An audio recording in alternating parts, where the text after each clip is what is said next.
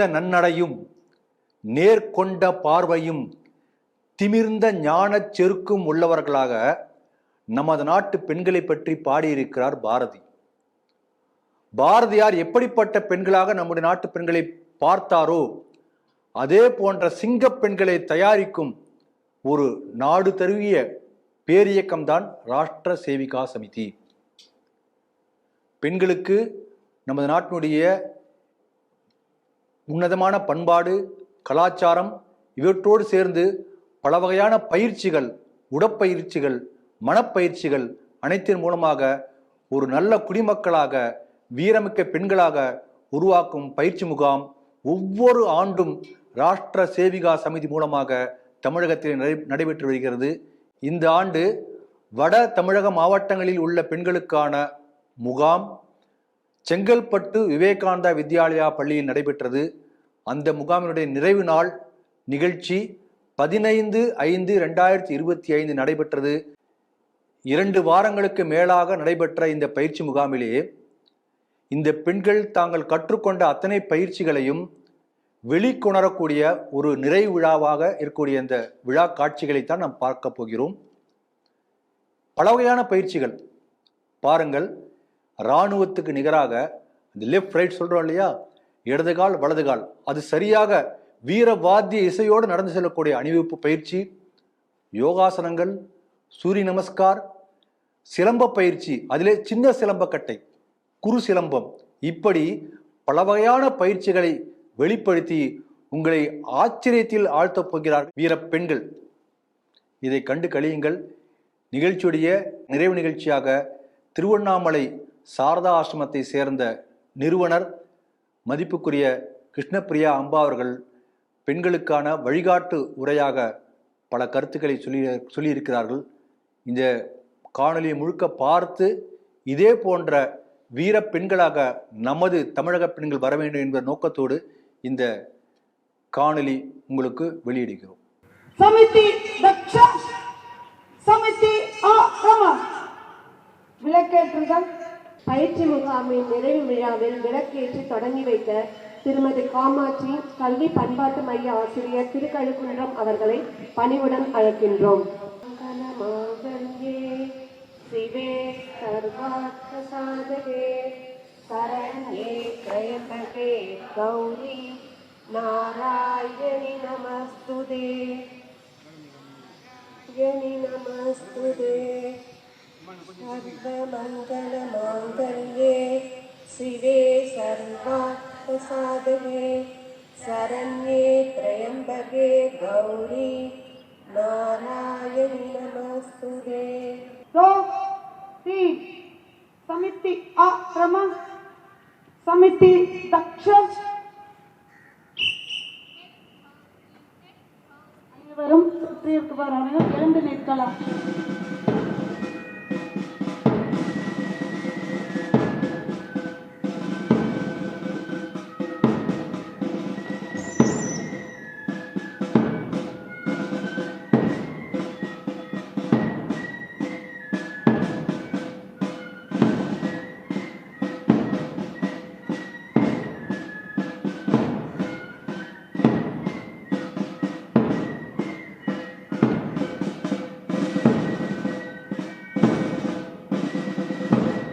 ध्वज प्रणाम 1 2 3.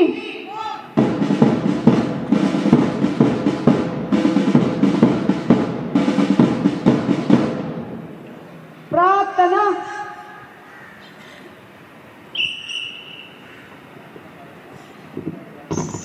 नमामो वयं मातृभू पुण्यभूत्वा, नमामो वयं मातृभू पुण्यभूत्वा, वया वर्धिता संस्कृता स्वत्सुताः, वया वर्धिता संस्कृता स्वत्सुताः, अये वत्सले मङ्गले हिन्दुभूमे, अये वत्सले मङ्गले हिन्दुभूमे, वयं जीवितान्यर्पयामस्त्वयि, स्वयं जीवितान्यर्पयामस्त्वयि.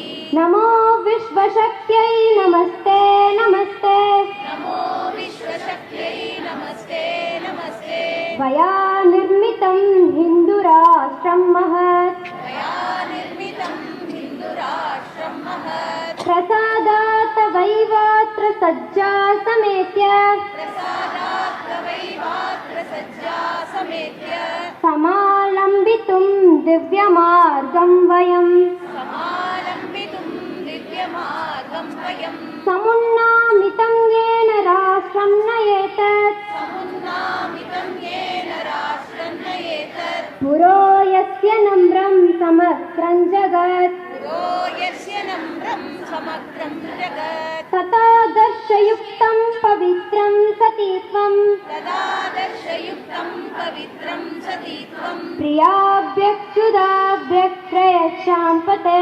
प्रियाभ्यसुताभ्यप्रयच्छाम्पते समुत्पादयास्माशु शक्तिं सुदिव्यां समुत्पादयास्मासु शक्तिं सुदिव्यां दुराचार दुर्वृत्तिविध्वंसिनीं दुराचार दुर्वृत्तिविध्वंसिनी पिता पुत्र भ्रातॄंश्च भर्तारमेवं पिता पुत्र भ्रातॄंश्च भर्तारमेवं सुमार्गं प्रति प्रेरयन्तीमिह मार्गं प्रति प्रेरयन्तीमिह सुशीला सुधीरा समर्था समेताः सुशीला सुधीरा समर्था समेताः स्वधर्मे स्वमार्गे परं श्रद्धया स्वधर्मे स्वमार्गे परं श्रद्धया वयं वा विदेजस्विराष्ट्रस्य धन्याः विदेजस्विराष्ट्रस्य धन्याः जनन्यो भवेमे दिदेह्याशिषम् भारत माता की जय। वागिनी दक्ष वागिनी मानवंदना के लिए प्रो चलो 1 2 3 4 1 2 1 2 1 2 1 2 3 4 1 2 1 2 1 2 3 4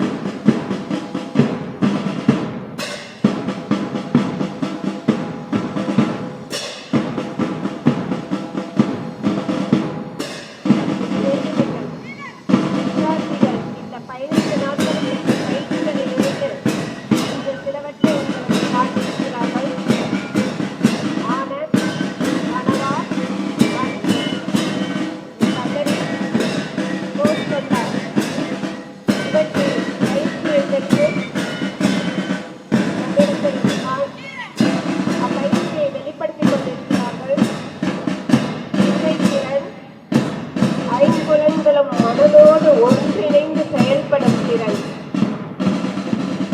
கட்டுப்பாடு, ஒருங்கிணைந்த செயல்பாடு.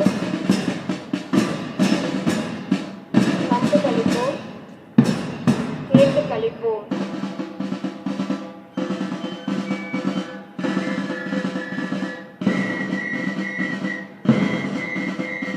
இந்த முகாமில் கற்றுக்கொண்ட பாடங்களை நம் முன்னே செய்து காட்டிக் கொண்டிருக்கிறார்கள்.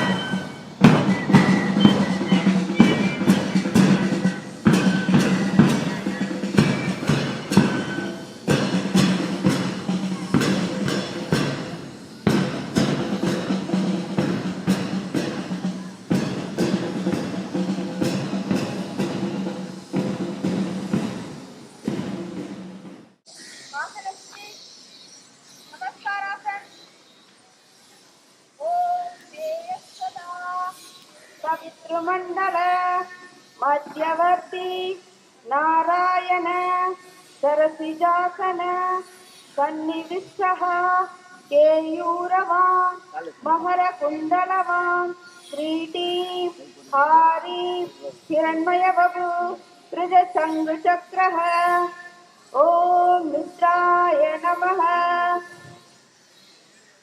ॐ रवये नमः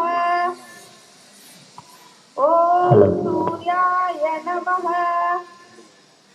ॐ बाणवे नमः ॐ ककाय नमः ॐ पूष्णे नमः ॐ हिरण्यगर्भाय नमः ॐ मरिच्यये नमः ॐ आदित्याय नमः ॐ सवित्रे नमः சூரிய நமஸ்காரம் ॐ செய்கின்ற போது अर्काय 12 नमः யோகாசனங்கள் செய்த பயனை பெறுகிறோம். ॐ भास्कराय नमः ॐ श्री सवित्र सूर्य नारायणाय नमः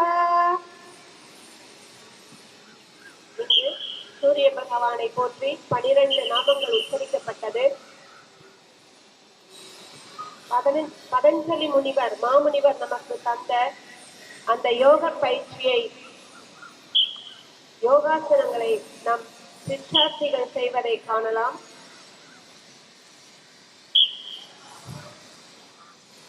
விருட்சாசனம் அழகிய மலர் மொட்டு மலர்ந்து நிற்கின்றது. சதுர்முகாசனம் போன்ற ஆசனங்களின் மொத்த உருவமாக இந்த இப்பொழுது செய்து காட்டிக் கொண்டிருக்கின்றார்கள். त्रिकोणासन एक திரிகோணாசனம் செய்வதால் நம் உடல் அமைப்பின் உடல் வடிவம் 4 சரியாகின்றது. 5 6 7 ஆசனங்கள் எதுவானாலும் அவை चतुर्मुखासन நம் உடல் மொத்த ஆரோக்கியத்தை மேம்படுத்துகின்றது. 2 சுவாசத்துடன் 3 கவனமாக ஆசனம் செய்கின்ற பொழுது 5 எண்ணற்ற வியாதிகள் நம்மை கண்டு அஞ்சு ஓடுகின்றன. 7 8 ताड़ासन 1 2 3 தாடாசனம் செய்கின்ற போது 4 உடலின் அனைத்து நரம்புகளும் வலிமை பெறுகின்றன. 5 6 சீரான ரத்த ஓட்டம் 7 காரணமாக 8 விழிப்பு நிலையுடன் வீரபத்ராசன். நாம் இருப்போம். 1 2 3 4 5 6 7 8 நோயற்ற விருட்சாசன். வாழ்வே குறைவற்ற செல்வம். நோய் வந்தபின் மருத்துவமனைக்கு ஓடுபவரை விட யோகா செய்து நோய் வராமல் தடுத்து 4 தன்னை பாதுகாத்துக் கொள்பவரே 5 புத்தியுள்ள மனிதர். 6 7 8 வடக்கு நின்ற நிலையில் ஆசனங்களை பார்த்தோம். இப்பொழுது அமர்ந்த நிலையில் மற்றும் சில ஆசனங்கள் 1 2 3 4 जानु सिरसासन 1 ஜானு சிரஸ்தாசனம் 2 பெண்களுக்கு மிகவும் உகந்த ஆசனம். 3 4 5 இடுப்பெலும்பு வலிமை பெறுகின்றது. 6 பெண்களுக்கே உருவான சில பிரச்சனைகள் வராமல் தடுக்கின்றது. पश्चिमोदासन 1 2 இன்று இங்கு அமர்ந்த நிலையில் செய்கின்ற ஆசனங்கள் அனைத்தும் 4 5 வளர்ந்து வருகின்ற இளம் பருவத்தினருக்கு இன்றைய சூழ்நிலையில் வருகின்ற உடல் உபாதைகளை பிரச்சனைகளை தீர்க்கும் ஒரு அருமருந்தாக உள்ளது. 2 3 4 5 6 7 உடலின் இடது பகுதியும் வலது பகுதியும் ஒன்றிணைந்து செயல்படுவதாக 2 3 4 5 6 7 8 उत्तिष्ठ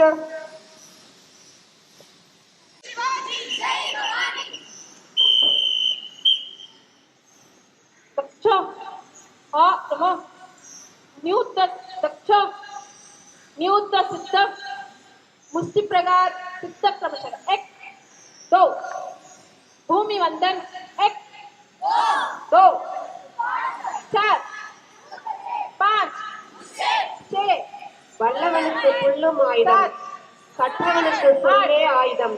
now நியூத்தா பழகியவருக்கோ ஆயுதமே தேவையில்லை. नासिका सूर्य चक्र जडरा चतुष्क क्रमशः 1 இந்த தற்காப்பு கலை क्रमशः 2 மகளிருக்கான வரப்பிரசாதம். क्रमशः 3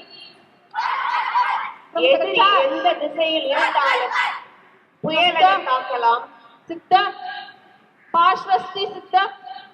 पार्श्वस्थी प्रकार 1 நேருக்கு நேர் எதிரியை 3 நேரிடும் நெஞ்ச தைரியம் 5 இயல்பாகவே प्रकार வந்துவிடும்.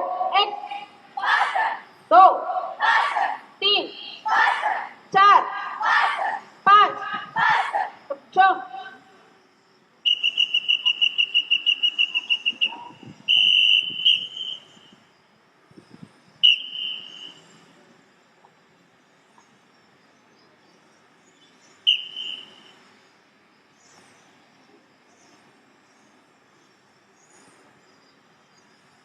நியூத்தா கற்றவர்கள்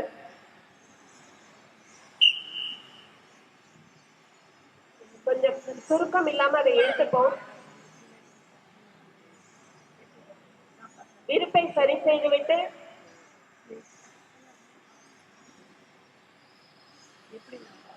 நியூத்தாவை அடிப்படை பாடங்களை கற்ற பின் அதை நம் வாழ்வியல் நடைமுறை நேரங்களில் பயன்படுத்தும் காட்சியை நீங்கள் இங்கு பார்க்கலாம். எதிர்ப்பதற்காக அல்ல, பிறரை தாக்குவதற்காக அல்ல, நம்மை பாதுகாத்துக் கொள்ள நம் குழந்தைகள் கற்றுக்கொண்டிருக்கின்றார்கள். அவற்றை மிக அழகாக காட்சிப்படுத்திக் கொண்டிருக்கின்றார்கள்.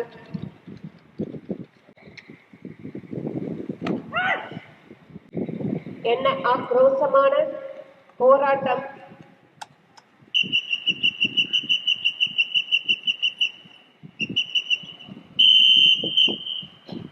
नियुक्त सिद्ध नासिका सूर्य चक्र जडरा रोज चतुष्क क्रमशः 1 நாசிகா 2 மூக்கு நெஞ்சு வயிறு எங்க ஆனாலும் 3 எதிரிகளை 4 அடித்து நொறுக்கி விடுவோம். मुष्टि पृष्ठ प्रकार 1 2 மனோபாவத்தை நம் பெண்களுக்கு प्रकार 2 குழந்தைகளுக்கு பெண் குழந்தைகளுக்கு இன்றைய கால சூழ்நிலையில் 4 5 நம் प्रकार 3 உணவோடு உடையோடு 2 நம் பெண் குழந்தைகளுக்கு 4 5 பாதுகாப்பு கலையையும் சொல்லித்தர வேண்டும். भूमि वंदन 1 இவை அனைத்தும் நம் குழந்தைகள் இந்த ராஷ்டிர சேவிகா சமிதி நடத்தும் பண்பு பயிற்சி முகாமில் மட்டுமே கற்றுக்கொண்டவர்கள். अर्धवृत प्रोचल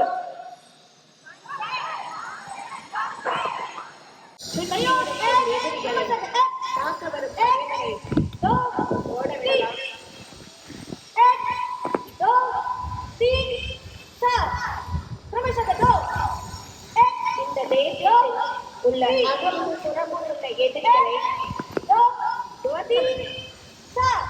அனைவரும் ஒன்றாய் கூடி ஆடி பாடி மகிழ்ந்து விளையாடும் இந்த யோகத்தான் நம்மில் ஒற்றுமையை வளர்க்கிறது, மகிழ்ச்சியை பெருக்கிறது.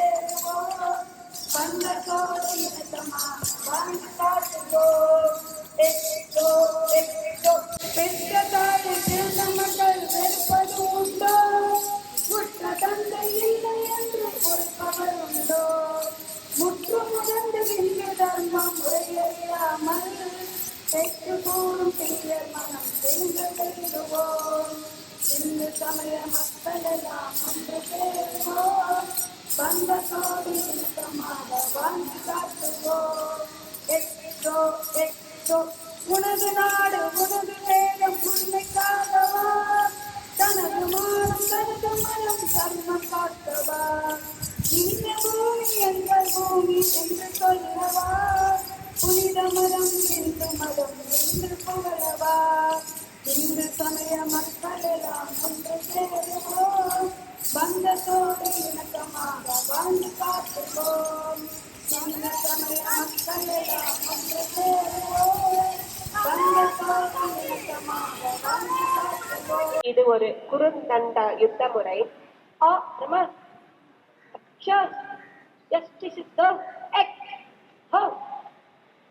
धार्मिक प्रयोग एक कुल एक हो திடீரென வரும் தாக்குதலில் இருந்து நம்மை காத்துக்கொள்ளும் அதிரடி போர் முறை.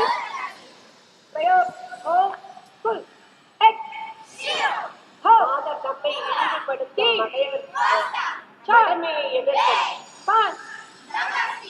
கலையை இப்பொழுது பார்த்துக் கொண்டிருக்கிறார்கள். சிறுதடி போதும், குறுந்தடி ஆனாலும் தலையாமல் அவர்களை நேரிடுவோம். செய்து காட்டிக் கொண்டிருக்கின்ற அனைத்து பிரயோகங்களும் நமது முகாமில் 15 நாட்கள் தொலைபேசி தொந்தரவு இல்லாமல் சிரத்தையுடன் மன உரிமையுடன் கற்றுக்கொண்ட பாடங்களை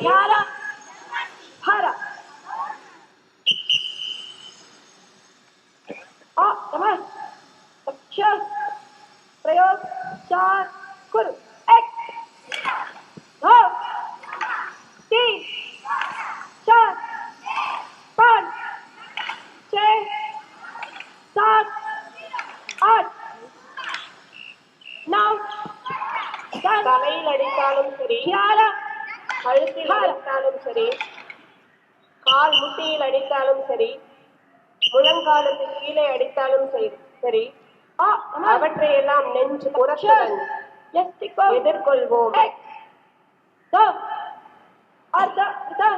ராஷ்டிர சேவிகா சமிதி சேவிகைகள் இப்பொழுது செய்து காட்டிய அனைத்தும் சேவிகா சமிதி பண்பு பயிற்சி முகாமில் பயிற்சி பெற்றவையே.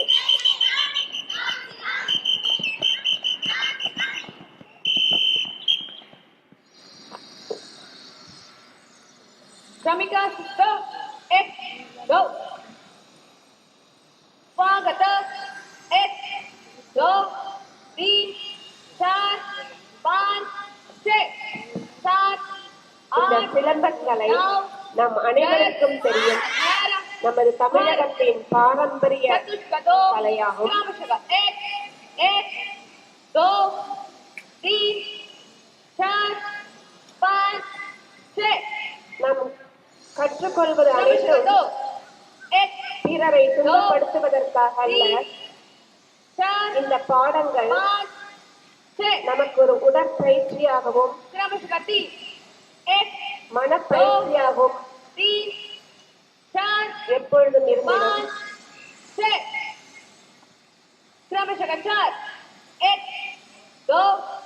இந்த காலகட்டத்திற்கு இன்றைய சமுதாய சூழலில் நமது இந்து பெண் குழந்தைகள் கண்டிப்பாக இத்தகைய பயிற்சிகளை தெரிந்து வைத்திருக்க வேண்டும்.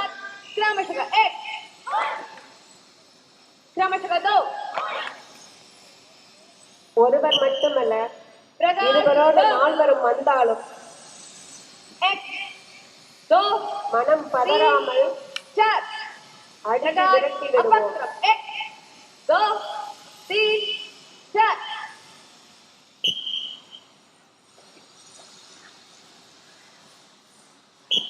பாரதத்தை சுற்றி எதிரிகளோ அதை தடுத்திடும் வல்லமை நமக்குண்டு. प्रदान எந்த திசையிலிருந்து எதிரிகள் வந்தாலும் காத்து நிற்போம் நமது பாரதத்தை என்ற தேசபக்தியை பெற்றிடலாம் இத்தகைய பயிற்சிகளின் மூலம்.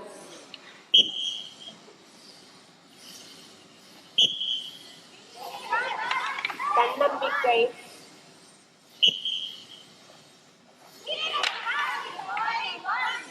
தைரியம், மனத்தின்மை स्वागत அனைத்திலும் சேர்ந்திருப்பதால் தான் இன்று இவ்வளவு அழகாக पाँच छह குறையின்றி செய்ய முடிகின்றது.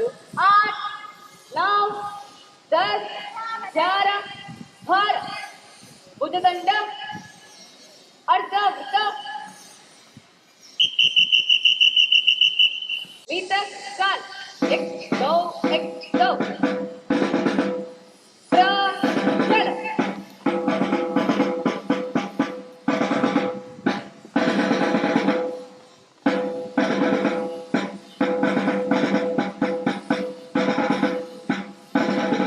கனசம்பதா போன்று கலசம்பதா நடந்து கொண்டிருக்கின்ற போது ஒன்றிணைந்து ஒரே திசையில் முறையாக நடத்தல், கட்டளைக்கு கீழ்ப்படிந்து மற்றவரோடு அனுசரித்து இருக்கும் குணம் இருந்தால் மட்டுமே இத்தகைய பயிற்சிகள் எளிமையாக இருக்கும். ஒரு இடத்தில் கூடும் பொழுது ஒன்றிணைந்து செயல்படுதல் என்பது இந்த சமுதாயத்திற்கு தேவையான ஒரு குணநலம். நேர்கொண்ட பார்வை, மெதுவாக முறையாக சரியாக ஒன்றாக செய்து கொண்டிருக்கின்றார்கள்.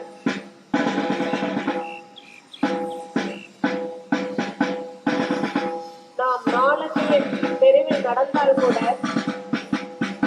ஒருவரை ஒருவர் முந்திக் கொண்டோ பிந்திக் கொண்டோ நடப்போம். இது எப்படி சாத்தியமாகிறது?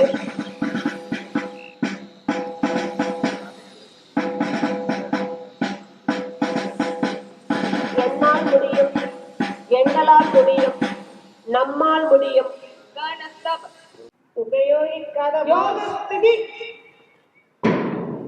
व्यायाम योग प्रथम योग द्विवारं कृ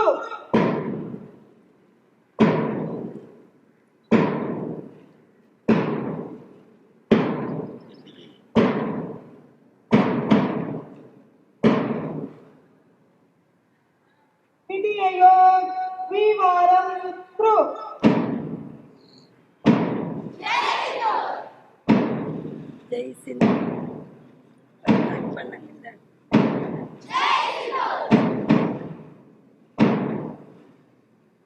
तृतीय योग चतुर्वारं कृ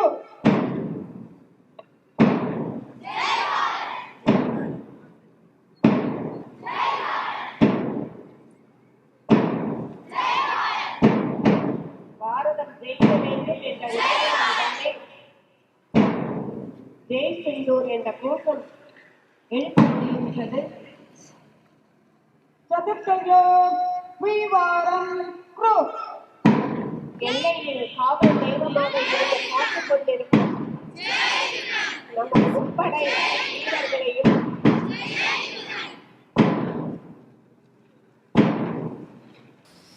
ஞான ஆனந்த மாலை என்பது எந்த நூலின் பெயர்?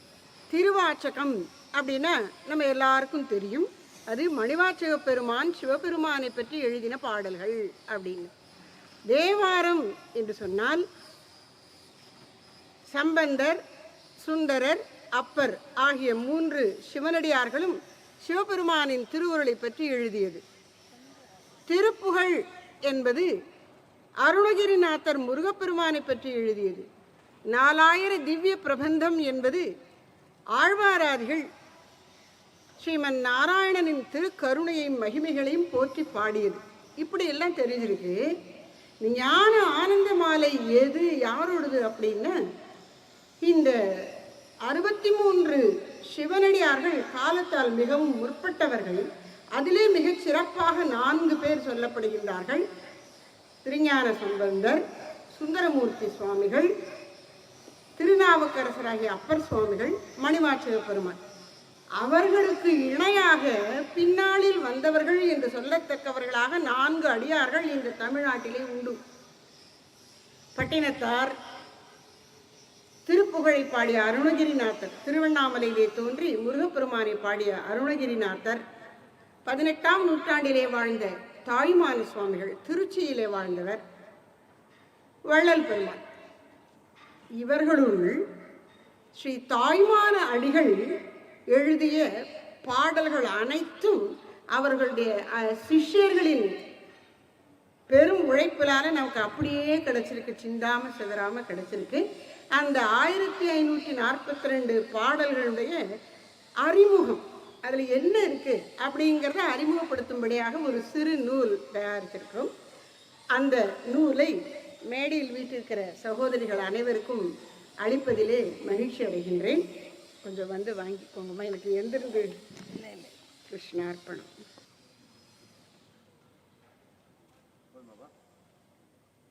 जय पराशक्ति महामाई की जय, भारत माता की जय.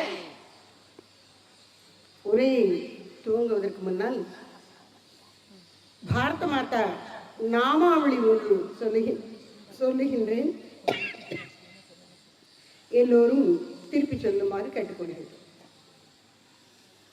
भारत माता भारत माता भारत माता भारत माता भारत माता नमोस्तुते भारत माता नमोस्तुते भारत माता भारत माता भारत माता भारत माता भारत माता नमोस्तुते भारत माता भारत माता भारत माता भारत माता भारत माता नमोस्तुते भारत माता नमोस्तुते भारत माता भारत माता भारत माता भारत माता भारत माता नमोस्तुते भारत माता नमोस्तुते भारत माता भारत माता भारत माता भारत माता भारत माता नमोस्तुते भारत माता नमोस्तुते भारत माता की प्रपन्न पारिजाताय स्तोत्रवेत्र एकपाणये ज्ञान मुद्राय कृष्णाय गीतामृत दुहे நமः. சரண் அடைந்தவர்களுக்கு கற்பக விருட்சம் போன்றவனும், பசுவை ஓட்டுதற்கு ஒரு கையில் பிரம்பை பிடித்திருப்பவனும், கீதை என்னும் அமிர்தத்தை கறந்தவனும், சின்முத்ரை தாங்கியவனுமாகிய ஸ்ரீ கிருஷ்ணனுக்கு நமஸ்காரம். ஜனனியும் சாரதாம் தேவியும் ராமகிருஷ்ணம் ஜெகத்குரும் பாதபத்மே தயோஸ்ருத்வா பிரணமாமி முகுர்முகுः. அகண்டமண்டலாகாரம் வியாப்தம் ஏன சராச்சரம் தத்பதம் தர்ஷிதம் ஏன தஸ்மை ஸ்ரீ குரவே நமः.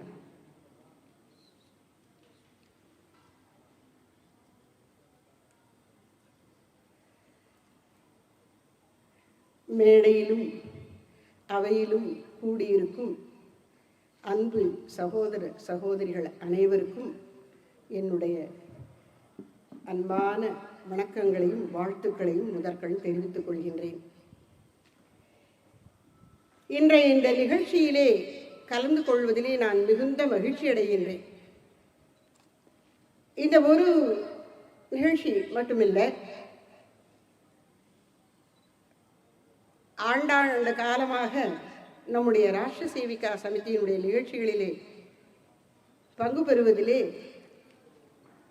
சகோதரிகள் எனக்கு தவறாது வாய்ப்பளித்து வருகின்றார்கள். அந்த பாக்கியத்தை அடியேனும் பயன்படுத்திக் கொள்வதற்கு திருவருள் கூட்டி வைத்திருக்கிறது. அதனால் இன்று நான் உங்கள் இடையே இங்கே இருக்கின்றேன். இப்போ இந்த 15 நாள் நிகழ்ச்சியில என்னென்ன பண்ணினோம் அப்படிங்கிறத ரொம்ப அழகா சகோதரி அறிக்கையில வாசிச்சாங்க. இன்றைய காலகட்டத்தில் இந்த 2025ஆம் ஆண்டு இப்போ நாம் இருக்கக்கூடிய இந்த சூழல்ல பாரத தேசத்துக்கு என்ன வேண்டி இருக்கு, எது நமக்கு தேவையாக இருக்கிறது, பாரத மக்களுக்கு எது தேவை என்பதை நாம சிந்திக்கணும். ஒரு நாடு, ராஷ்டிரம், தேசம் அப்படின்னா அதுல 3 அம்சங்கள் இருக்கு. முதல்ல அந்த நாட்டினுடைய நிலப்பரப்பு. பாரதத்தை பத்தி ரொம்ப அழகா பாடியிருக்கார் பாரதியார். வடக்கில் இமயமலை பாப்பா, தெற்கில் வாழும் குமரி முனை பாப்பா, கிடக்கும் பெரிய கடல் கண்டாய், இதன் கிழக்கிலும் மேற்கிலும் பாப்பா. அப்படி அந்த பாப்பாவா சின்ன குழந்தையா இருக்கிற பருவத்திலேயே இந்த பாரத பூமியில் தோன்றிய எல்லாருக்கும் சொல்லிக் கொடுக்கப்பட வேண்டியது இதுதான். முதல்ல அவரவர் குடும்பத்தினுடைய பாரம்பரியமும் இந்த தேசத்தினுடைய சிறப்பும் பாரம்பரியமும் குழந்தைகளுக்கு சிறு வயதிலேயே ஊட்டப்பட்டு விட வேண்டும். அதைத்தான் அவர் பாப்பா பாட்டில் சொல்லி வச்சுட்டார்.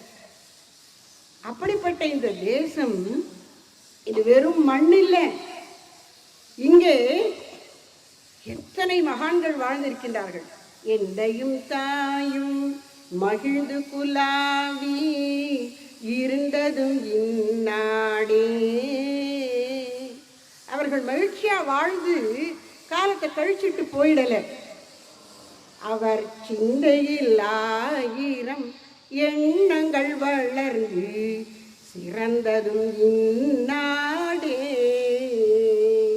அப்போ இமயமலையிலிருந்து குமரி வரையிலும் இங்கே மேற்கிலும் கிழக்கிலும் பறந்து விரிந்திருக்கின்ற இந்த தேசத்திலே அதனுடைய உயிர் நாடு என்ன? அங்கு வாழும் மக்கள், அவர்கள் கடைபிடிக்கின்ற தர்மம். அந்த தர்மம் கடந்த சில நூற்றாண்டுகளாக பெரும் தாக்குதலுக்கு உள்ளாகி குற்றையரும் குலையருமா இருந்தது போல கெடுந்தது. அதை நினைச்சு பார்க்கிற தேசபக்தர்கள் எல்லாருக்குமே நெஞ்சில வலி, தாங்க முடியாத வலி, கண்ணில் இரத்த கண்ணீர். அதனால ஒவ்வொருவரும் அவரவர் காலகட்டத்தில் இந்த 1000 ஆண்டுகள் இந்த தேசத்தில் இருந்த அடிமைத்தனத்தை எதிர்த்து தம்முடைய பங்களிப்பை செய்து சென்றுள்ளார்கள். இன்றைக்கு நாம் சுதந்திர காற்றை சுவாசித்துக் கொண்டிருக்கிறோம் என்று சொன்னால் அது முழுமையான சுதந்திரமா இன்னும் வடிவெடுக்கிறதுக்கு நிறைய செய்ய வேண்டியது இருக்கு என்பதை நினைவுபடுத்தக்கூடிய சூழல் தான் இன்று இருக்கு. சமீபத்தில் நீங்கள் கூட உங்களுடைய அந்த பயிற்சியில செய்து காண்பித்தீர்கள். ஜெய் சிந்தூர், அந்த ஆபரேஷன் சிந்தூர் வெற்றிகரமா முடிஞ்சதுல நாம சிந்தித்து பார்க்க வேண்டிய பல விஷயங்கள் இருக்கு. ஒரு வாரம் கூட நமக்கு தேவைப்படல எதிரியை வீழ்த்துவதற்கு. அது சாமானியப்பட்ட எதிரி இல்லை. என்கிட்ட அணு ஆயுதம் இருக்கு என்று சொல்லியே அணு ஆயுதத்தை சொல்லியே மிரட்டி கொண்டிருந்த ஒருவர், அவர்களை இந்த என்ன ஆயுதமா இருந்தாலும் சரி நாங்கள்லாம் அதை பந்தாடி விடுவோம் என்பது போல செய்து காட்டியிருக்கிறார்கள் நம்முடைய முப்படை வீரர்கள். துல்லிய தாக்குதல். இந்த 7 நாளுக்குள்ள முடிந்துவிட்ட இந்த போரிலே மொத்தம் உயிர் கொடுத்தவர்கள் எத்தனை பேர்னு பார்த்தா நம்ம பக்கத்துல இதற்கு காரணமாக அப்பாவி பொதுமக்கள் 26 பேர் இந்த தேசத்துக்காக உயிரை விட்டார்கள்.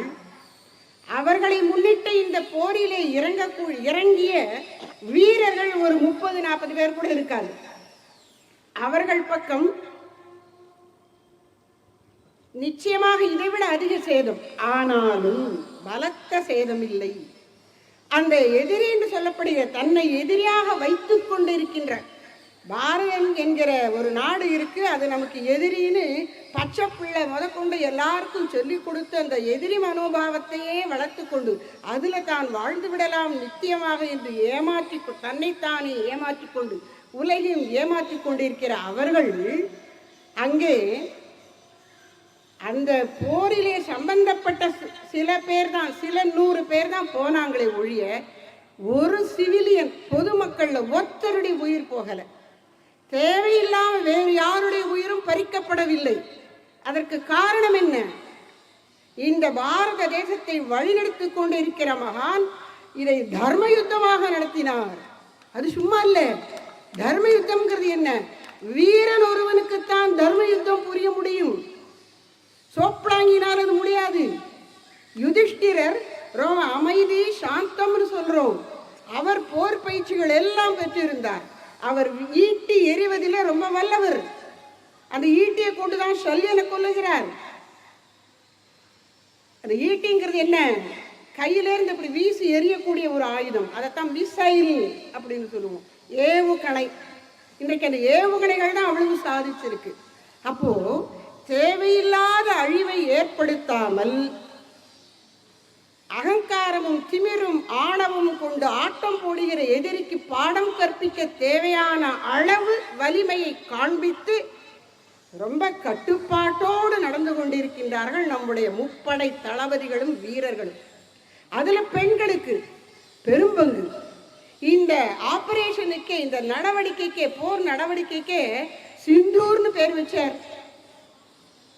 ஏன்னா அந்த பெண்களுடைய குங்குமத்தை அழிச்சு கொக்கரிச்சான் எதிரி.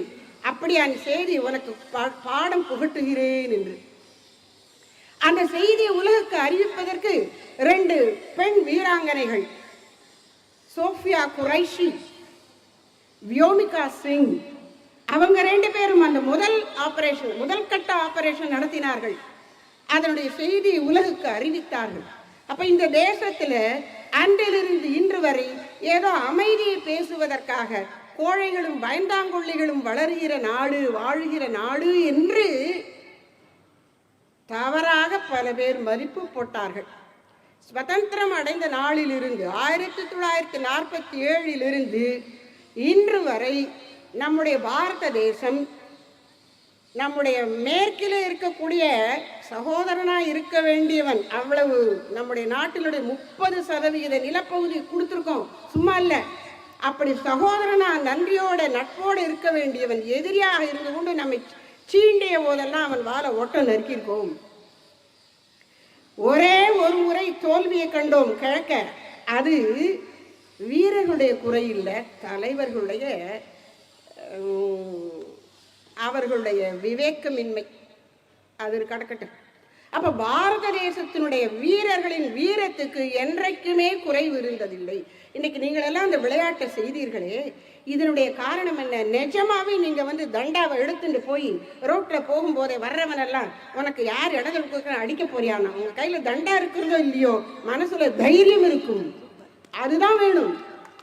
வாழ்க்கையில நமக்கு சங்கடங்கள் வரும்பொழுது அதை சமாளிப்பதற்கான தெளிவும் என்ன செய்யணுங்கிற உறுதியும் வருவதற்கு இந்த பயிற்சி உதவும்.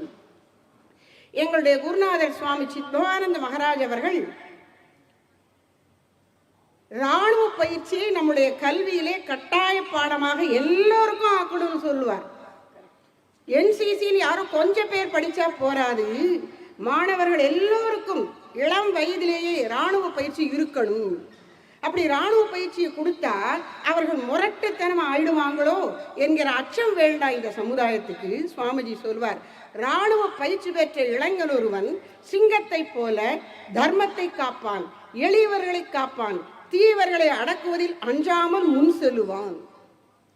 அப்போ வலிமையை வளர்த்துக் கொள்வதும் அதை தர்மத்துக்காக பயன்படுத்துவதும் அதற்கான தயாரிப்பு இராணுவ பயிற்சி அது கல்வியிலேயே, பள்ளி கல்லூரி கல்வியிலேயே இடம் பெறணும்னு சுவாமிஜி சொல்லுவார். அதனால சுவாமிஜி நடத்தின குருகுல பள்ளிகளிலே அத்தகையதொரு அமைப்பு சிஸ்டம் வச்சிருக்காங்க. அதெல்லாம் உங்களுக்கு இன்னைக்கு இங்கே கொடுக்கப்படுகிறது. இந்த 15 நாள் கொடுக்கப்பட்டிருக்கிறது. இதோட இதெல்லாம் நீங்க 2வது வருஷம் இதை செய்யறீங்கன்னு கேள்விப்பட்டேன். ரொம்ப சந்தோஷமா இருக்கு. இந்த ஆபரேஷன் சிந்தூர் வெற்றிகரமாக நிறைவேறின பிறகு நாட்டு மக்களுக்கு உரையாற்றும் பொழுது நம்முடைய பிரதமர் அவர்கள் ஒன்று சொன்னார். பல விஷயங்கள், அருமையான விஷயங்கள் சொன்னார். அது உலகத்துக்கே கண்ணை திறந்தது. எதிரிக்கு நிச்சயமா உள்ளத்துல கிளிய ஊட்டி இருக்கும். நாம அதுல கற்றுக்கொள்ள வேண்டிய ஒரு பெரிய பாடம். எனக்கு மனசுல ரொம்ப ரெவர்பரேட்டிங், அப்படியே எதிரொலி வீசிக்கொண்டே இருக்கு திரும்ப திரும்ப அந்த வாசகம். என்ன அப்படின்னா, அமைதியின் பாதை சக்தியினோடு தான் இருக்கின்றது.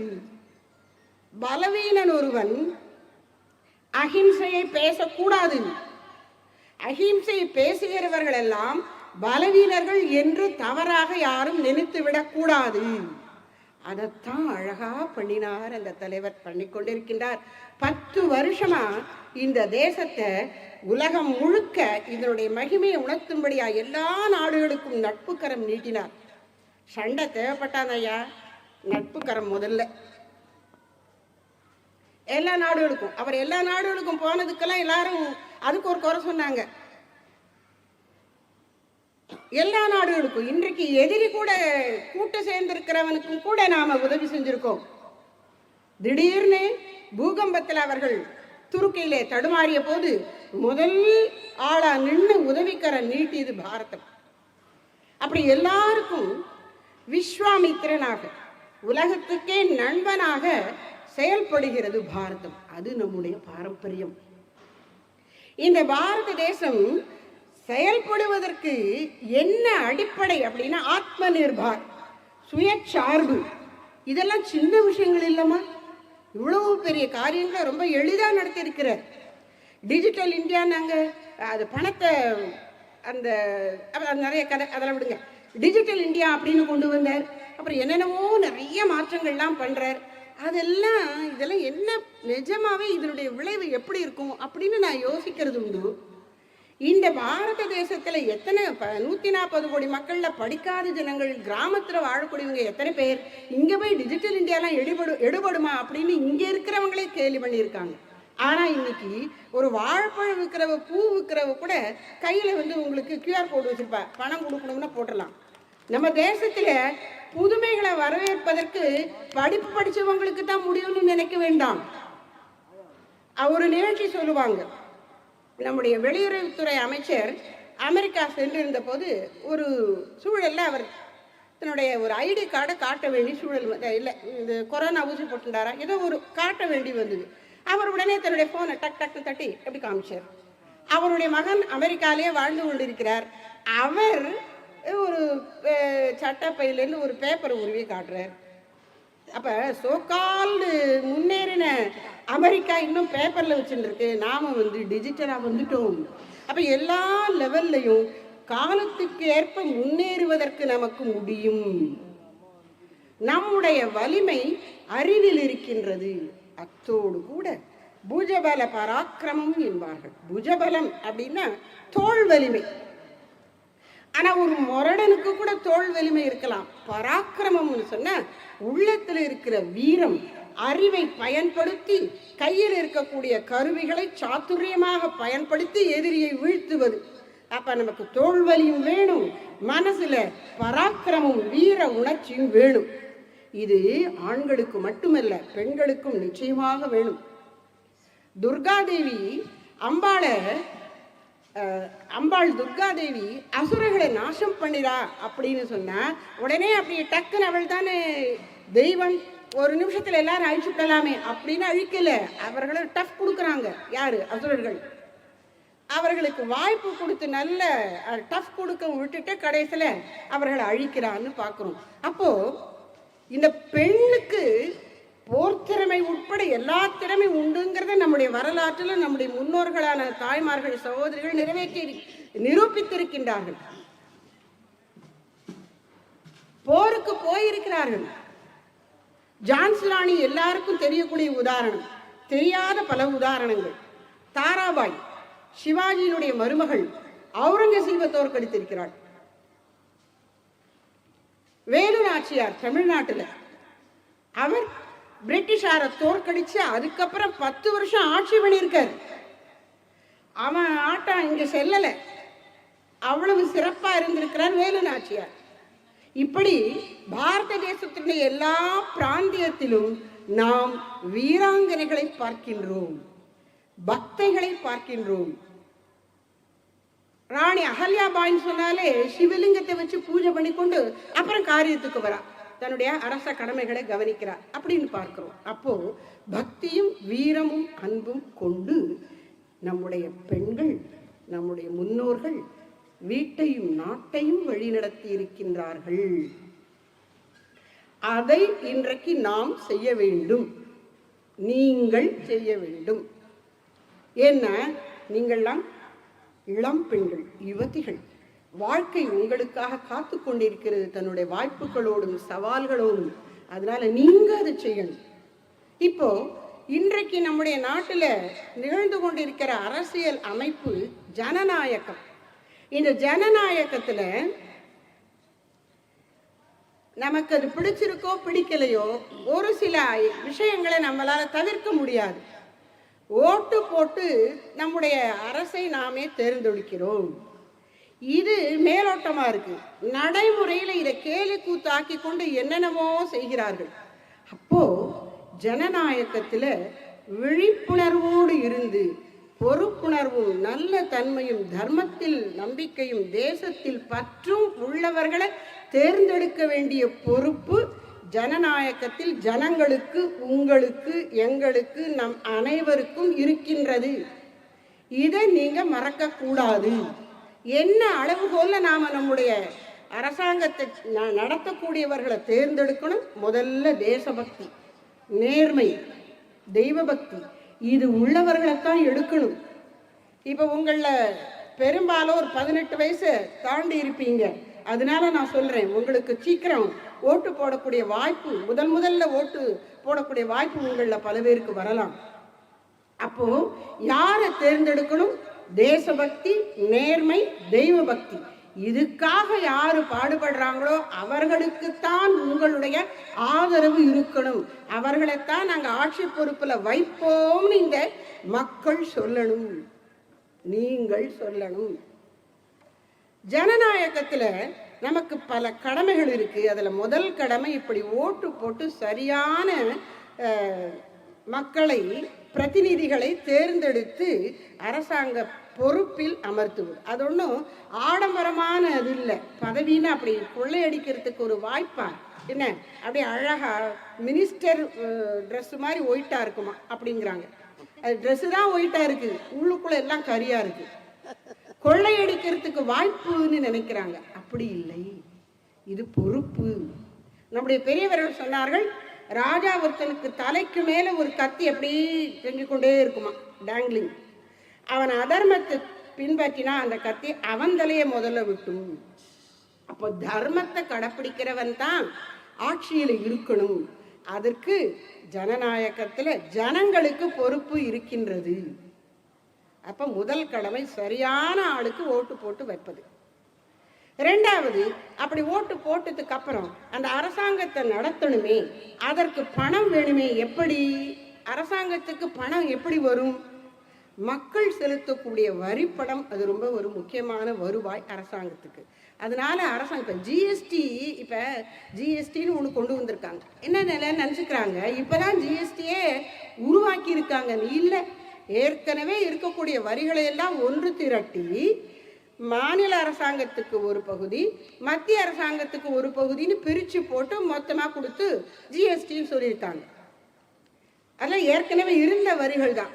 இந்த வரி பணத்துல நாட்டுக்கு அவங்க முறையா செலவழிக்கிறாங்களா, தன்னுடைய பாக்கெட்ல போட்டுக்கிறாங்களான்னு நாம பார்த்து அதை தட்டி கேட்கணும்.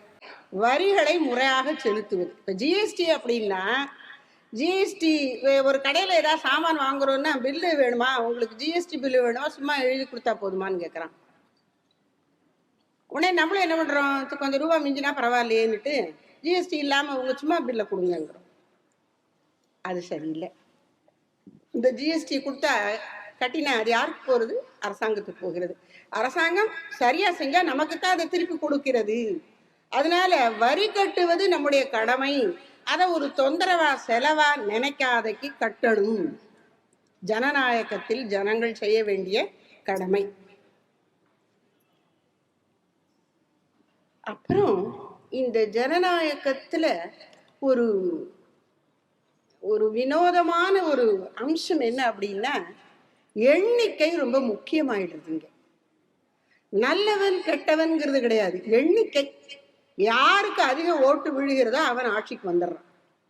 அப்ப எண்ணிக்கை இங்க ரொம்ப பேசுகிறது. அதனால இவ்வளவு நாளும் இந்துக்கள் ரொம்ப அழகா சமத்தா சொன்னதை கேட்கிற மாதிரி அரசாங்கம் சொன்ன உடனே கேட்டு என்ன குடும்ப கட்டுப்பாடு அது இதுன்னு பண்ணி 2 பிள்ளைங்க 1 கூட போதுமே அப்படியெல்லாம் வந்துட்டு இப்ப இருக்கிற சில இளைஞர்கள் எதுக்கு பிள்ளைங்களே வேண்டாமே, நம்ம பாட்டுக்கு இருந்துட்டு போயிடலாமே, இப்படியெல்லாம் விபரீதமாக நினைக்கின்றார்கள். அது மிக மிக தவறான மனப்பான்மை. நம்முடைய பெரியவர்கள் சமுதாய கடமையை உணர்த்தும்படி சொல்லி இருக்கிறார்கள். ஆசீர்வாதம் பண்ணும் பொழுது ஒரு ஆசீர்வாதம் என்ன அப்படின்னா, பகுபுத்திர லாபம், உங்களுக்கு பகுபுத்திர லாபம் உண்டாகட்டும், பல பிள்ளைகள் பிறக்கட்டும்னு ஆசீர்வாதம் பண்ணுவாங்க. ஏன் அப்படின்னா நம்ம அதை ஒரு பொறுப்பாகவும் பாரமாகவும் செலவுக்கு செலவு வச்சிடுமே அப்படின்னு நினைக்கிறோம். இன்னைக்கு நல்ல ஸ்கூல்ல படிக்க வைக்கணும், அப்பனா எனக்கு ஒரு பொண்ணு போதும், ஒரு குழந்தை போதும். அந்த எண்ணம் தவறான மனப்பான்மை. ஏன்னா இந்த பிரபஞ்சத்துல பராசக்தி கொடுத்திருக்கிற எண்ணற்ற வளங்களிலே மிக உயர்ந்த வளம் மனித வளம். அதை தடுக்கிறதுக்கு உனக்கு என்ன உரிமை? உனக்கு நீயே அழிவை தேடிக்கொள்ளுகின்றாய். இப்ப மனித வளத்தை பெருக்கணும், ஆனா ஒரு கட்டுப்பாட்டோடும் ஒரு கொள்கையோடும் அது இருக்கணும். அப்போ இல்லறத்துல ஈடுபட்டு இருக்கக்கூடிய கணவனும் மனைவியும் நல்ல பிள்ளைகளை பெற்றெடுத்து முறையாக பயிற்சி கொடுத்து அவர்களை சமுதாயத்துக்கு அர்ப்பணம் பண்ணுவது இல்லறத்தின் கடமை அப்படின்னு முந்தைய வச்சாங்க. இன்னைக்கு ஜனநாயகத்துல நாம கட்டாயம் கற்றுக்கொள்ள வேண்டியது ஒரு பாடம். அது வேதம் படிக்கிறத பற்றி சொல்லும் பொழுது நம்முடைய உபனிஷத்துக்களை சொல்லி இருக்கு, சந்ததி ஆகிற நூலை அறுத்து விடாது. இந்த வேதத்தை படிக்கிறவன், அப்பா இன்னைக்கு நீ படிச்சிருக்க, படிச்சு முடிச்சுட்டு போறான் குருகுலத்தை விட்டு, அவனுக்கிட்ட குரு சொல்றார், நீ வேதம் படிக்கிற வாய்ப்பு உனக்கு கிடைச்சிருக்கு, நாளைக்கு நீ விவாகம் செய்து கொண்டு இல்லறம் நடத்தி உன் பையனுக்கு அதை சொல்லிக் கொடு, உன்னோட அது நின்று விடக்கூடாது. அப்போ சந்ததி ஆகிற நூலை அறுத்து விடாது. அதெல்லாம் பேச ஆரம்பிச்சா நிறைய இருக்கு, இந்த ஒரு பாயிண்ட மட்டும் எடுத்துக்கிறேன். அப்ப இந்த ஜனநாயகத்துல ஜனத்தொகை யாரு, எந்த வகை ஜனங்கள் எவ்வளவு இருக்காங்கிறது ரொம்ப முக்கியம். அதனால இந்து மக்களாகிய நம்முடைய ஜனத்தொகையை குறைய விட்டுவிடக் கூடாது என்பதை இளைஞர்களாகி உங்கள் முன்னால் நான் இன்று நினைவுபடுத்திக் கொள்ளுகின்றேன். ஒரு நம்ம சங்க பரிவாரில் இருக்கக்கூடிய ஒரு அமைப்பை சேர்ந்த ஒரு பொண்ணு, சின்ன வயசுல இருந்து எனக்கு அவளை தெரியும். அப்புறம் இன்றைக்கு அவங்க வளர்ந்து கல்யாணம் ஆகி குழந்தை ஒரு 35 வயசாவது இருக்கும்னு நினைக்கிறேன். இப்போ அவங்களுக்கு ஒரே பையன்தான். நான் சொன்னேன், ஏம்மா ஒரு பையன், நம்முடைய சாஸ்திரப்படி ஒரு குழந்தை இருக்கிறதுங்கிறது, ஒரு குழந்தைய மட்டும் பெற்ற தாய் மலடிக்கு சமம்னு சொல்லிடுவாங்க. ஒரு பிள்ளையை மட்டும் பெற்ற தாய் மலடிக்கு சமம். இப்ப அது ஒரு ஸ்ட்ராங்கான வார்த்தை. ஆனா நடைமுறையில ஒத்த பிள்ளையா இருக்கிறவனுக்கு கூட விளையாடுறதுக்கு யாரும் இல்லை. அம்மா அப்பா 2 பேரும் என் பிள்ளைக்கு நல்லா படிக்க வைக்கணும், நிறைய வசதிகளை கொடுக்கணும், 2 பேரும் வேலைக்கு போறாங்க, அந்த பிள்ளைக்கு யாருமே துணையே இல்லை. அப்போ சகோதர சகோதரிகளே இல்லை, உறவு முறைகளை சொல்லி கொடுக்கறதுக்கு வாய்ப்பே இல்லை. ஒரு உடன்பிறப்புன்னு ஒத்தர் இருந்தா அத்தையோ மாமாவோ இருக்கலாம். 2 பேரும் பெண் குழந்தைகளா இருந்தா பெரியப்பா பெரியம்மா சித்தி, 2 பேரும் ஆம்பளை பசங்களா இருந்தா சித்தப்பா பெரியப்பா, அவ்வளவுதான். மற்ற உறவுகள்லாம் எங்க? அப்போ குழந்தைகள் ஒரு குடும்பத்தின் சொத்து, அதை ஒரு பாரமா நினைக்க கூடாது. ஆனா அந்த குழந்தைகள் பண்போடு இல்லை வளரலைன்னா பாரமாகி விடுவார்கள். அந்த குழந்தைகளை பண்போடு வளர்ப்பது பெற்றோரின் கடமை, இல்லற கடமை. அத நன்மக்கட்பேறு அப்படின்னு மிந்தி வச்சாங்க. மங்களம் என்ப மனைமாட்சி மற்ற அதன் நன்கலம் நன்மக்கட்பேறு. நீங்க ஒரு சன்னியாசி பிள்ளை பெறுவதை பத்தி பேசுகிறீர்களே அப்படின்னு நீங்க நினைக்க வேண்டாம். சமுதாயத்துக்கு நினைவுபடுத்துகிற கடமை எங்களுக்கு உண்டு. அந்த வழி எங்கள் வழி அல்ல. இறைவனுக்காக சரீர சுகத்தை துறந்து நீ வா என்கின்ற அந்த பேரழைப்பை ஏற்று நாங்கள் சென்றிருக்கிறோம். ஆனால் சமுதாயத்திற்கு அந்த நினைவூட்டல் இன்றைக்கு அவசியமாக இருக்கின்றது. பிள்ளைகள் நிறைய இருக்கணும் குடும்பத்துல. ஒரு 3 குழந்தைகளாவது இருக்கணும். அந்த 3 குழந்தைகளும் மணிமணியா இருக்கணும். இப்போ ஃபேமிலி பிளானிங்னா என்னமோ சொல்றாங்க. இப்போ நம்முடைய பெரியவர்கள் சொன்ன ஃபேமிலி பிளானிங் தெரியுமா? என்ன குழந்தை பிறக்கணும், எனக்கு ஆண் குழந்தை வேணுமா பெண் குழந்தை வேணுமா, கணவனும் மனைவியும் அதை தீர்மானிக்கலாம். அந்த குழந்தை என்ன செய்யணும், எப்படி இருக்கணும், அவனுடைய பண்பு எப்படி இருக்கணும், அதுக்கெல்லாம் நமக்கு ஒரு விஞ்ஞானமாக அதை சொல்லி வைத்திருக்கிறார்கள். நன்மக்கட்பேறு என்பது. அது குறித்த மேலும் விவரங்கள் எல்லாம் அடங்கின ஒரு நூல் எங்களுடைய குருநாதர் எழுதியிருக்கின்றார், சுவாமி சித்பவானந்த மகாராஜ். நன்மக்கட்பேறு அப்படின்னு ஒரு புத்தகம், சிறு நூல்.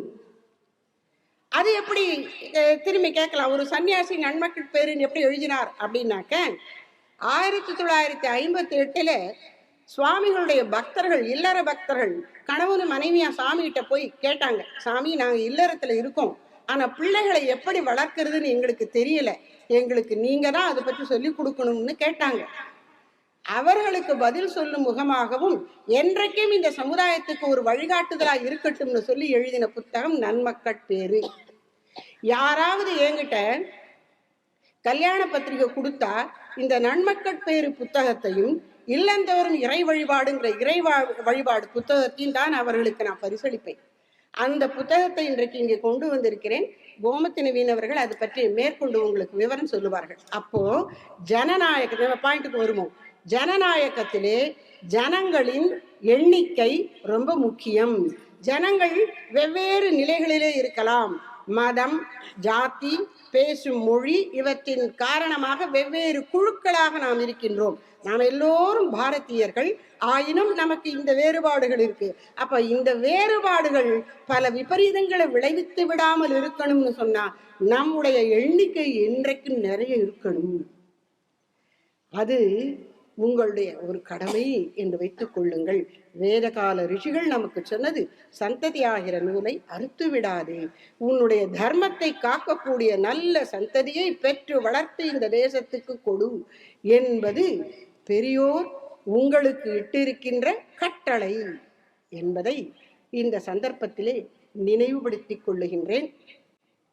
ஜனநாயகத்துல மக்களுடைய கடமை, ஏன்னா தனி மனிதனுக்கு ஒரு ஒழுக்கம் இருக்கிறது, நேர்மை, பொய் சொல்லாதிருப்பது அப்படிலாம்.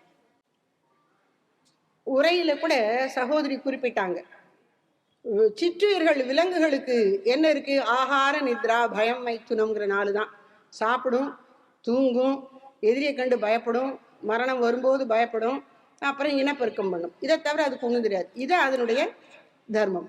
ஆனா மனுஷன் இந்த நாளோடு நின்று விட்டால் அவன் மனித உடலை பெற்று என்ன பிரயோஜனம்? அப்போ அவனுக்கு இதுக்கு கூட என்ன இருக்கணும்னா தர்மம்ங்கிற பண்பு. அந்த பண்பு, உயர் பண்பு நமக்கு தேவை. அது தனி மனித ஒழுக்கம், கடமையை ஆற்றுதல், அதுல பல அம்சங்கள் இருக்கு. அத்தோடு கூட ஜனநாயகத்திலே நமக்கு இருக்கக்கூடிய தேசிய தர்மம், சகோதரி நிவேதித்து சொல்கிறார், நேஷனல் ரைட்சியஸ்னஸ், தேசிய தர்மம். தேசிய தர்மம் என்பது நம்முடைய கடமை. தனி மனித ஒழுக்கம், சமுதாய ஒழுக்கம், தேச ஒழுக்கம், இந்த 3 நிலைகளிலும் உங்களுடைய கடமை என்ன என்று தெரிந்து கொள்வது இன்றைக்கு அவசியம் என்பதை இந்த சந்தர்ப்பத்தில் உங்களுக்கு நான் நினைவுபடுத்திக் கொள்ளுகின்றேன். அந்த தேசிய ஒழுக்கத்தினுடைய 3 அம்சங்களை மட்டும் உங்களுக்கு நான் சுட்டிக்காட்டி இருக்கின்றேன்.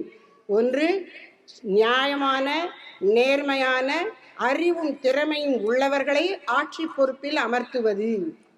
2, நாட்டிற்கு முறையாக வரியினை செலுத்துவது.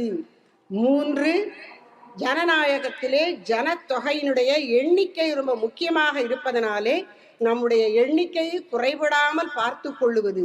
அதன் பொருட்டு குறைந்தபட்சம் 3 குழந்தைகளாவது பெற்றுக்கொள்ளுவது. இன்னும் பல கடமைகள். சகோதரிகளுக்கெல்லாம் ரொம்ப தாகம் அங்கே இங்கேயும் பறக்கிறது பாட்டில். ஆனாலும் நான் சொன்னதை மனசில் வாங்கிட்டு இருப்பீங்கன்னு நினைக்கிறேன். ரொம்ப ஒரு கவலையோடு இதை நான் உங்கள்கிட்ட சொல்லிட்டு இருக்கேன். இப்போ பாரத தேசத்துல சமீபத்துல நடந்த ஆபரேஷன் சிந்தூர் பத்தி சொன்னேன் இல்லையா, அதுல இன்னொரு சூட்சுமத்தை சொல்லி இந்த உரையை நான் நிறைவு செய்கிறேன். ரஷ்யா உக்ரைன் வார் 3 வருஷமா நடந்துட்டு இருக்கு. இன்னமும் இஸ்ரேலுக்கும் சுத்தி இருக்கிற நாடுகளுக்கும் சண்டை இன்னும் போய்கொண்டிருக்கு. 1.5 வருஷத்துக்கு மேல பாரதத்துக்கும் நம்முடைய அண்டையில் இருக்கக்கூடிய அவர்களுக்கும் நடந்த இந்த யுத்தம் 7 நாள்ல முடிஞ்சு போச்சுன்னா அதுக்கு என்ன காரணம்? யுத்தம் பண்ணுவதற்கு நாம் முதல்ல கால் எடுத்து வைக்கிற ஆள் இல்லை. யுத்தம் நம்முடைய ஆசை இல்லை.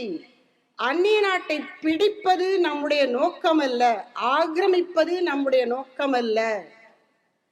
தர்மத்துக்கு ஒப்ப வாழுவோம், மற்றவர்களை வாழ வைப்போம்.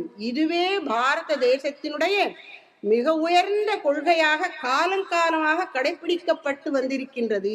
அதனால நம்முடைய யுத்தங்கள் தர்ம யுத்தங்கள். யுத்தம்னு சொன்னாலே அந்த போரிடுகிறவர்கள் தான் அதுல நேரடியா அடிச்சுப்பாங்களே ஒழிய பொதுமக்களுக்கு, குறிப்பாக பெண்கள், வயதானவர்கள், குழந்தைகள், பசுக்கள் இதெல்லாம் பாதிக்கப்படக்கூடாதுன்னு முதல்ல 2 கட்சியும் சண்டை போடுற 2 பேரும் ரூல்ஸை வாசிச்சு ஒப்புத்து கொண்டுதான் சண்டை ஆரம்பிப்பாங்க. இதுதான் தர்ம யுத்தம். இதுதான் இந்த நாட்டினுடைய வழக்கம். அது மாதிரி நம்ம 56 தேசங்கள்னு பாரதத்துக்குள்ள இருக்கக்கூடிய இன்றைக்கு மாநிலம் மாதிரி இருக்கக்கூடிய அவர்கள் ஒருத்தருக்கொத்தர் சண்டை போட்டு கொண்டாலும் கூட பூமியை பிடிக்கிறதுக்காக நாம சண்டை போட்டது இல்லை.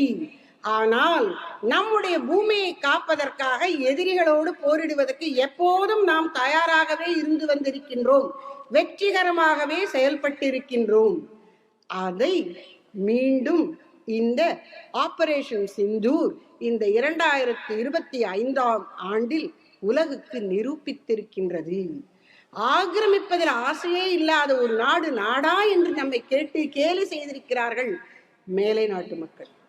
அதனாலதாயா உலகத்துக்கே ஆசீர்வாதமாக நாங்கள் இருந்து கொண்டிருக்கிறோம் என்பது நம்முடைய பதில்.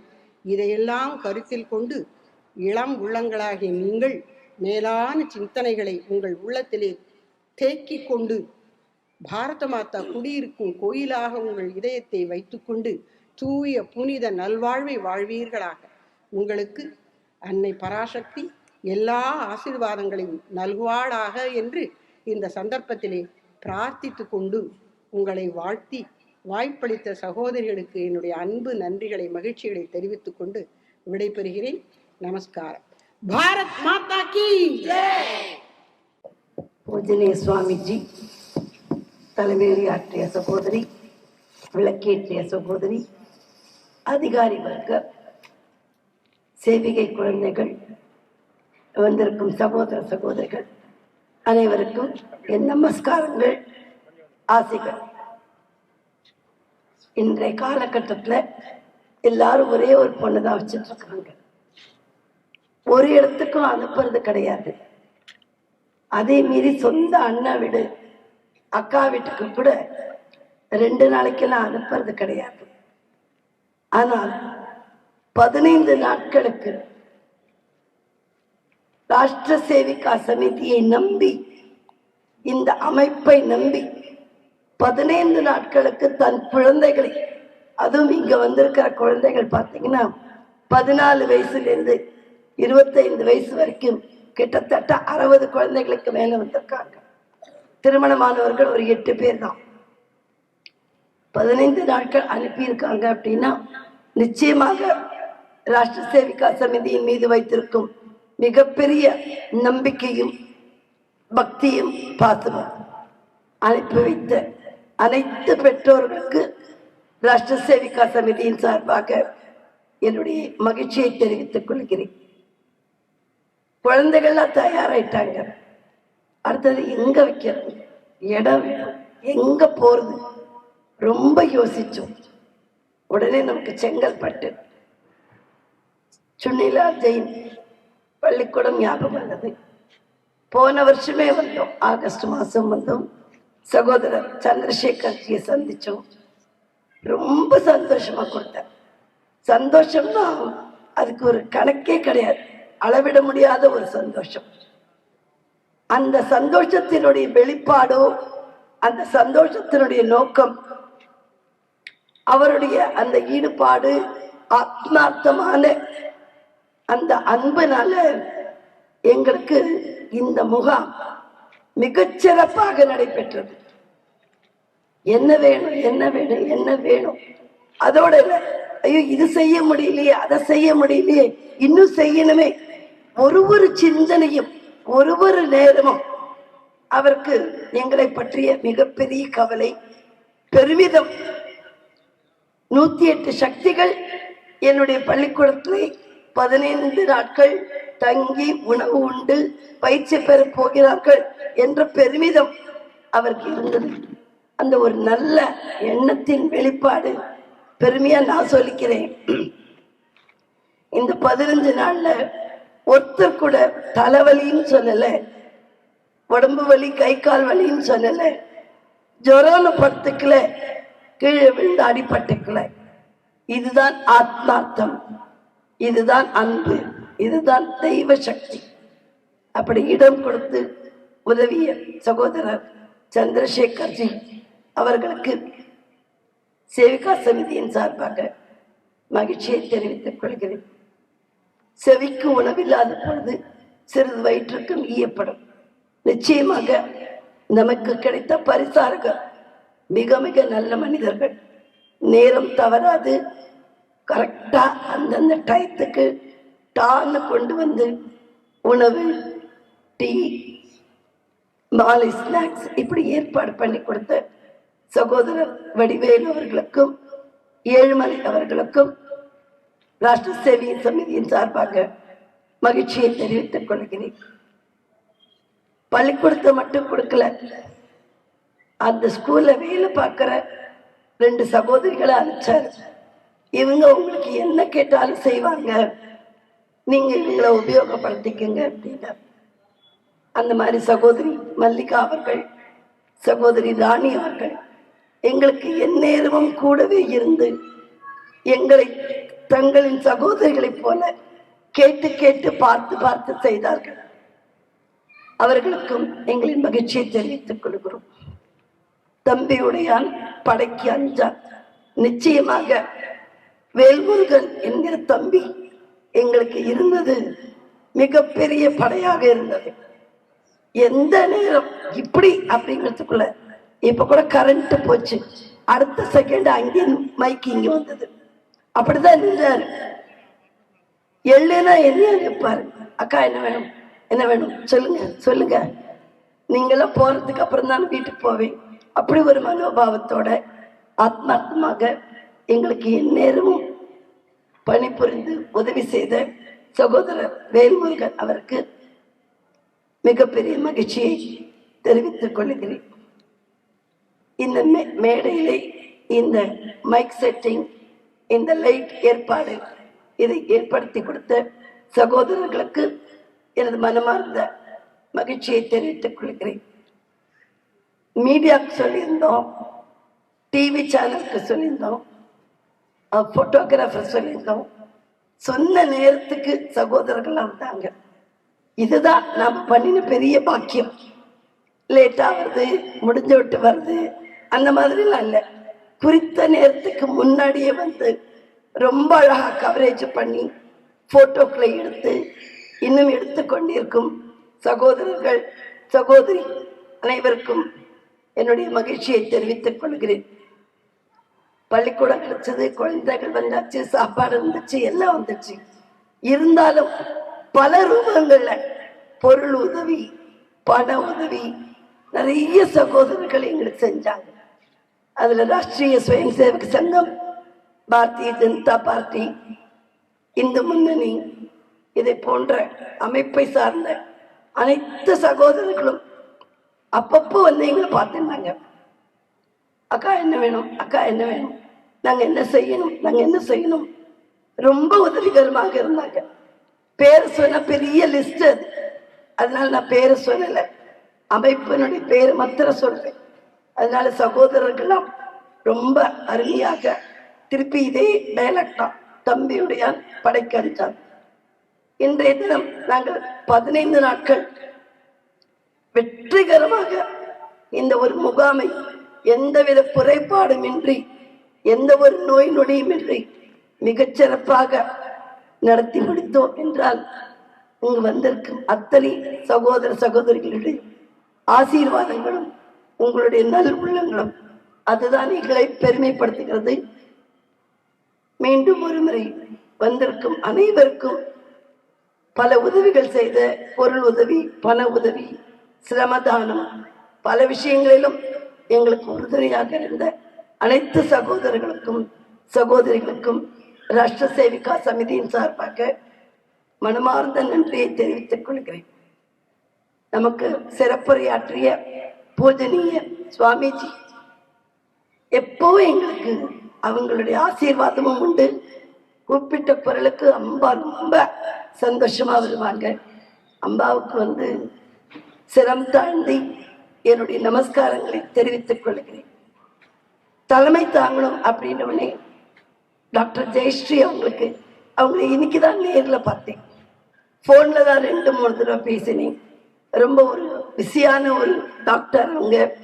அவங்கள பற்றி படித்தாங்க, உங்களுக்கு தெரிஞ்சிருக்கும். அவங்கள கேட்டு சகோதரி ரொம்ப 5 மணிக்கே வந்தாங்க. எனக்கு ரொம்ப ஆச்சரியமான ஒரு விஷயம், ஒரு லீடிங் டாக்டர், பிரபலமான ஒரு மருத்துவர் இப்படி 5 மணிக்கு வந்தாங்க. அவங்க பார்க்கறதுக்கு ரொம்ப எளிமையா இருக்காங்க, ரொம்ப எளிமையா, ரொம்ப சிறந்த மனுஷியாக அழகாக பேசி தலைமையேற்று விழாவை நடத்தி கொடுத்த சகோதரி டாக்டர் ஜெயஸ்ரீ அவர்களுக்கு ராஷ்டிர சேவிகா சமிதியின் சார்பாக மனமார்ந்த மகிழ்ச்சியை தெரிவித்துக் கொள்கிறேன். சகோதரி காமாட்சி அவங்களையும் நான் நேரில் பார்க்கல, இன்னைக்கு தான் பார்த்தேன். சகோதரி பற்றி நிறைய கேள்விப்பட்டேன். சந்திரசேகர்ஜி நிறைய சொல்லியிருக்காரு, இன்னைக்கு பார்த்தேன். சகோதரி ரொம்ப எளிமையா இருக்காங்க. கூப்பிட்டவுடனே அதனால என்னங்க வரேன் அப்படின்னு சொன்னாங்க. அதுவும் ஒரு மகிழ்ச்சியான தருணம். சொன்னபடி முன்னதாக வந்திருந்து விளக்கை ஏற்றி வைத்து நிகழ்ச்சியை துவக்கி வைத்த சகோதரி அவர்களுக்கும் மனமார்ந்த மகிழ்ச்சியை தெரிவித்துக் கொள்கிறேன். மீண்டும் ஒரு முறை அனைவருக்கும் ராஷ்டிர சேவிகா சமிதியின் சார்பாக என்னுடைய மனமார்ந்த மகிழ்ச்சியையும் சந்தோஷத்தையும் பகிர்ந்து கொள்கிறேன். நம்ம அம்பா அவர்கள் ஒரு புஸ்தகம் சொன்னாங்க இல்லையா, அந்த புஸ்தகம் விற்பனைக்கு இருக்கிறது, ரூபாய் 20. அங்க வெளியில வஸ்து பண்டாருக்கு பல புஸ்தகங்கள் இருக்கு. அதுல சொன்னாங்க நன்மக்கள் பேரு அப்படின்னு சொல்லிட்டு ஒரு புஸ்தகம் கட்டாயம் வாங்கிட்டு போகணும். அது பல வகையில உதவிகரமாக இருக்கும். உத்திஷ்ட ஆரம தக்ஷ துவஜ பிரணாம் 1 2 3.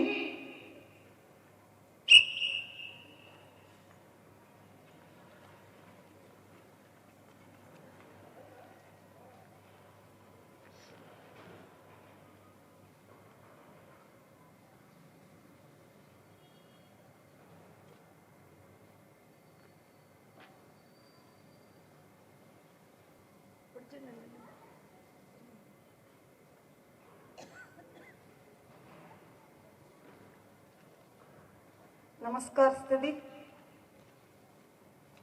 वन्दे मातरम् वन्दे मातरम् सुजलां सुफलां मलयज शीतलां सस्यश्यामलां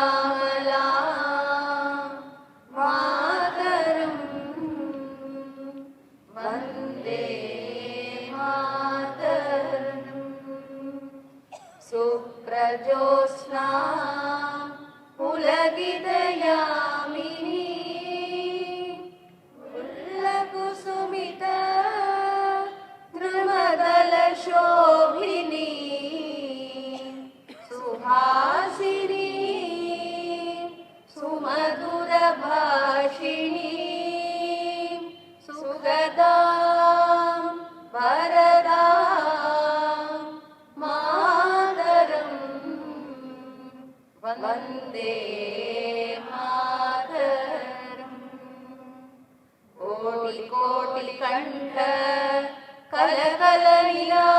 कराले कोटि कोटि भुजै धृत कर करवाले अबला के नुमाए तो बोले बहुबलधारिणी नमामि दारिणी रिपुदलवारिणी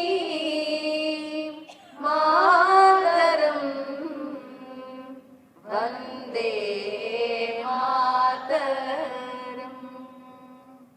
तुमि विद्या तुमि धर्म तुमि हृदि तुमि मर्म त्वं हि प्राणा शरीरे बाहुते तुमि मा शक्ति हृदये तुमि मा भक्ति तोमारयि प्रतिमा कड़ी मंदिरे मंदिरे मातरम् वन्दे मातरम्। त्वं हि दुर्गा दश प्रहरणधारिणी कमलां कमलदलविहारिणी वाणी विद्यादायिनी नमामि त्वां मातरम्।